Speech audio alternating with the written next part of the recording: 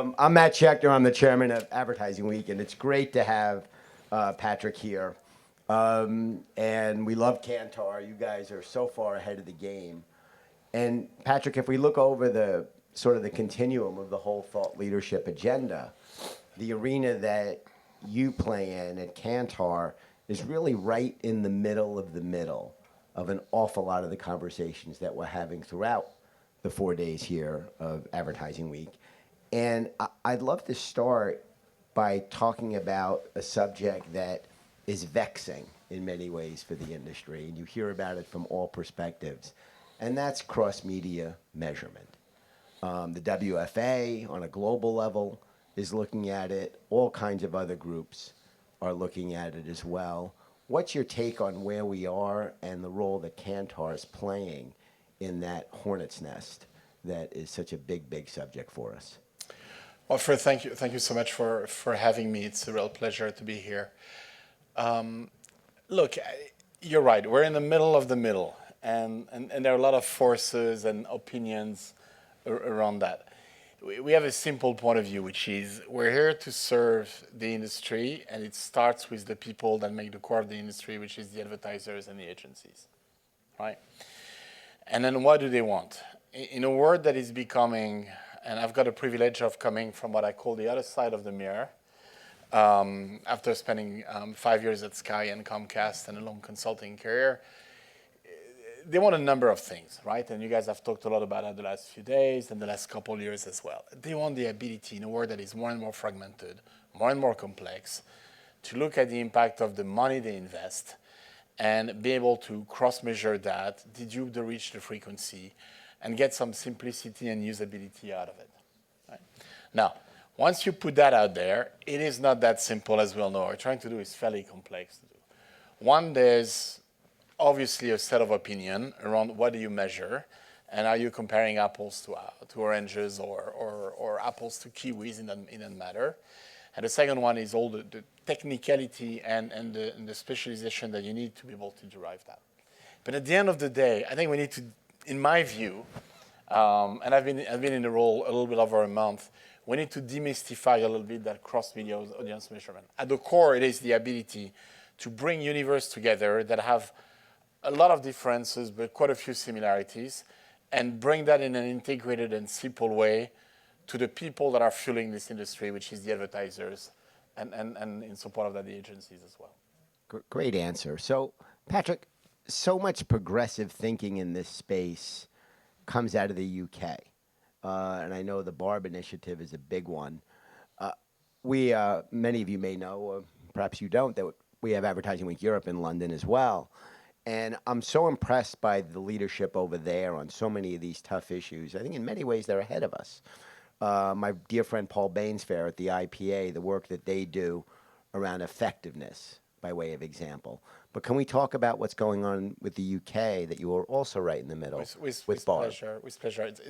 It's not that easy for a Frenchman to talk about the UK. I apologize in such a positive way. You've got Paris coming up, so you guys are okay. Thank you. So a couple of things. So first, the relationship between Kantar and BARB dates back to 2015, right? It's a long time. We've done a lot of stuff together. We've started with a normal people meter. We've added a focal streaming meter to the process. We've added the capability to measure SVOD. So it's a long-established relationship. We learn a lot from each other. We're together in the good and the bad times as well. That's number one. The number two, which hit me when I moved from France to the UK 5 years ago, and that's an important point, is there is a spirit of collaboration in the ecosystem that I hadn't found in other markets in the same way. And let me give you a couple examples. When I was until recently leading Sky's advertising business, which is roughly a 2 billion business across Europe. And we brought C-Flight from our NBCU cousins, friends, family. Try to make it a bit more UK specific, maybe a little bit better. The first thing we did was, do we sit on it or do we offer it to our competitors at ITV and Channel 4, which are the other two main advertising sales house in the UK?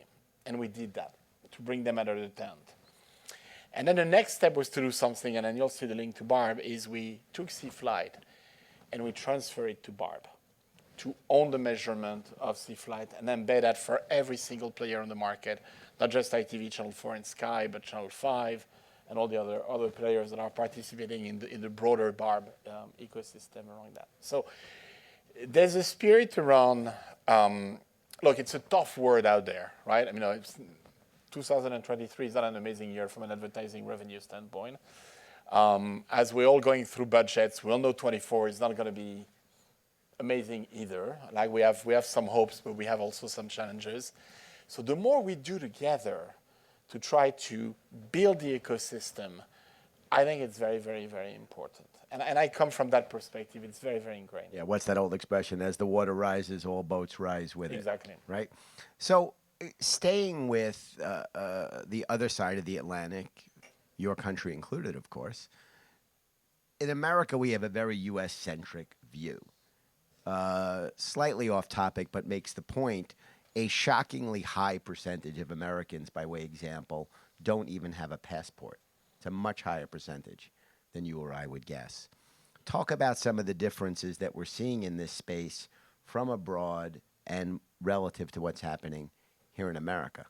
So look, as you guys know, Kantar Media operates in over 60 markets across the world, which gives us a lot of headaches sometimes, but a lot of benefit because we can drive, but also absorb a lot of the innovation. I would point to a couple things.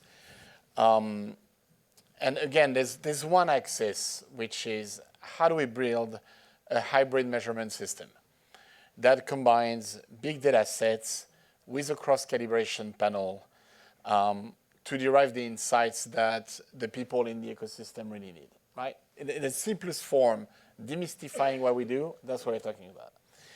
Brazil, very advanced. Very advanced because you've got a couple players that are very innovative, global. Google in Brazil as well the team is incredibly innovative. And we have also a very innovative team at the center of the ecosystem that has been able to invest and develop that. Netherlands is a very interesting one because we're pushing the cross-media measurement system outside of video to include audio, to include print, to include other media as well. Very inclusive, very Dutch in the thinking, right, in a very positive way. UK, we talk about that. There's the Barb initiative, there's the Origin initiative. There's a lot of other initiatives that are flourishing across the market. And I think, from my understanding, and I've spent a week talking to a number of people in the US, there's a lot of good ideas as well in the US to try to even leapfrog those developments. Okay, so we're getting there, you think, over here? I'm hoping. We're hoping. I'm hoping. We must be hopeful. And I'm hoping we can play a role in helping that. So, technology, of course, is fueling all of this.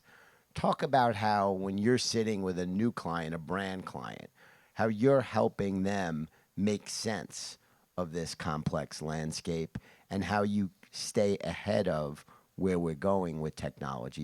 You've really got your finger on the pulse. So look, we're trying, the message we're giving our teams when we're talking to clients, and the message we're giving our clients is, no matter where you go in every country, there's 1,000 ways to what's the US expression, to skin that cat? Yep.